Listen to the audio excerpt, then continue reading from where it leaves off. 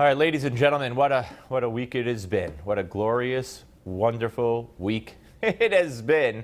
And it's time for Gimme 5. And I want to start out again. You can't not focus on this. The media, in my view, is involved to some extent and some to a greater extent in, putting forth this myth that Americans are walking around cowering in fear of Donald Trump, cowering in fear. And he better not build a wall, or he better not ban some Muslims, and he better not do what he promised in the campaign. And now he's got to bring people together, and he's got to announce he won't do it. And just some of the vitriol coming from the lips of the media is outrageous. And let's look at some. Let's look at former Fox News host Allison Camerata, who of course now works at CNN. Jason, why does President Obama have to be gracious? Why can't, I'm curious about the optics of this. Are he and First Lady Michelle going to the front door and going to glue smiles on their face and graciously open their arms and their home to Donald Trump, the man who questioned President Obama's birth, his citizenship, his family, his credentials, his legitimacy? Or can they just send an intern to the front door to let him in? First of all, Allison, it's not their home. It's our home. It's our house. We grant them the right to live there, okay? And Allison, what about the horrific, vicious, vile things said by Barack Obama about Donald Trump? Do you see how this plays one way and one way only? Do you see it? Can't they send an intern? Just send an intern to bring in the trash? Some nerve. And then George Stephanopoulos. ABC interrupts their programming yesterday for this. Good afternoon. We're coming on the air right now because President Obama has just met with President-elect Donald Trump in the Oval Office. We saw Donald Trump fly down from New York earlier today.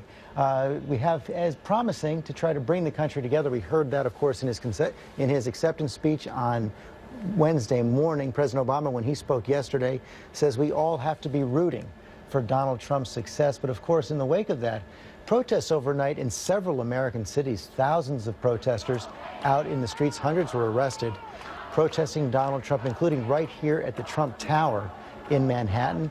The president and President-elect Trump met for about an hour in the Oval Office. Isn't that beautiful? Isn't that beautiful? In the spirit of what they're breaking into their programming to report on, the meeting that's about to take place, historic meeting, traditional meeting, transition of power, of Trump meeting with Obama, they actually show the hanging in effigy of Donald Trump. Isn't that wonderful? Don't you think they would have done the same of Hillary Clinton in that context? Special report, we're breaking into programming to bring you this. The plane is here we go. Don't you think that if it were Hillary and there had been protests the night before of someone hanging Hillary in effigy, we would have seen it? It's sad. Then there was Reince Priebus, head of the RNC. Many think he might be chief of staff, although Roger Stone said he will not be chief of staff to Donald Trump. Boy, did he get a hard time on CNN, but he gave it right back. Watch.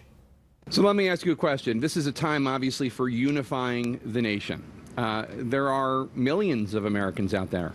Latinos, African Americans, immigrants, Muslims, Jews, women, people with disabilities, millions of Americans who are scared, frankly, about what a Trump presidency might mean to them because of the rhetoric of some of his supporters, some, not all, some, and because of some of the things he said.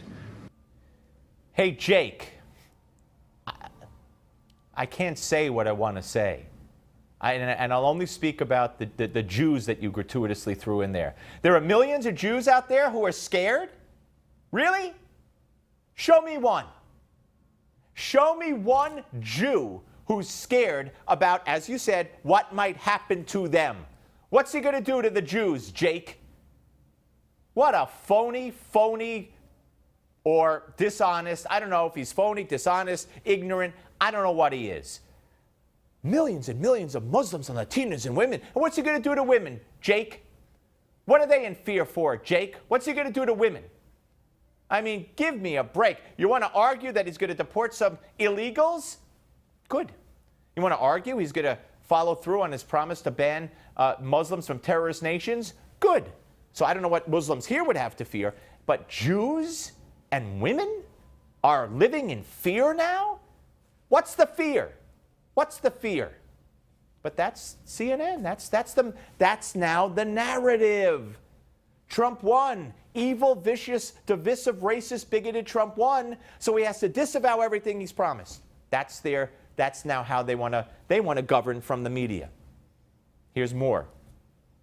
So that one speech at 2:30 in the morning is all that's necessary. I know you're not going to take my word for it, but I can tell you, according to polls, and first of all, I mean, I don't want to belabor the point, but Hillary Clinton did win the popular vote. So there are more people who wanted her to be president than wanted him to be president. That said, yeah, but let me tell you something rules. about that. There Jake. are, yeah. Yeah. Okay, I'll let you talk. Yeah. First of all, he was about to say, according to polls, I know you don't believe me, according to polls, there are millions and millions, he was going to say, of people who are scared in this country. Really? Really? There's a poll that shows millions of people are scared in this country? And as far, let me address this nonsense about she won the popular vote.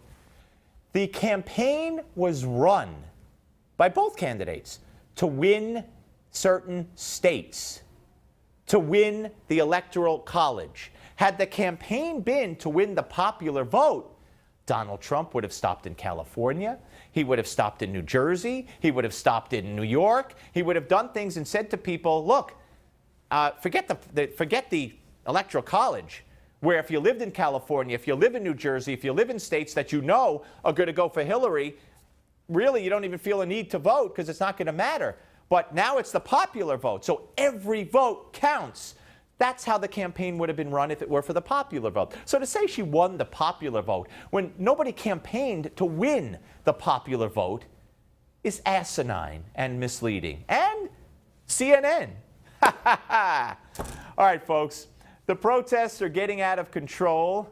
As you know, in Portland, the police called them riots. And we've had windows broken and things destroyed in other cities. Bill Tucker, our friend Bill Tucker, Newsmax TV's own, has a lot more on what's been going on. And it's not pretty, but here's Bill's report. America's left is having a temper tantrum. From the benign, if infantile, unfriend me if you voted for Trump request on Facebook, to the reported violent beatings of Trump supporters, America's left wing is putting its intolerance on full display. The disdain for the uneducated, deplorable, stupid people who voted differently from them has been nothing short of shocking. Teachers refusing to stand for the national anthem, protest in the street, some turning violent. College canceling classes and exams as students wept openly. Some colleges going as far as to provide counseling for those distraught over Secretary Clinton's election loss. Students burned the American flag. In Oakland, the air was filled with cries of F Trump, F white America, and even kill Trump. In Los Angeles, the LA Times building was sprayed and effigies of Trump were set on fire. Traffic was stopped in Chicago, Portland, San Francisco, and other cities around the country as protesters carried signs of "Not my president." The theme was simple: lots of hate and anger by people accusing Trump of being the candidate of hate. And not even Supreme Court Justice Ruth Bader Ginsburg could contain her dissent with the election as she appeared on the bench Wednesday wearing her famous dissent jabot. The message from the left is clear. You have a freedom of choice as long as you choose like we tell you to choose. And if you don't, there'll be hell to pay. Bill Tucker, Newsmax, New York.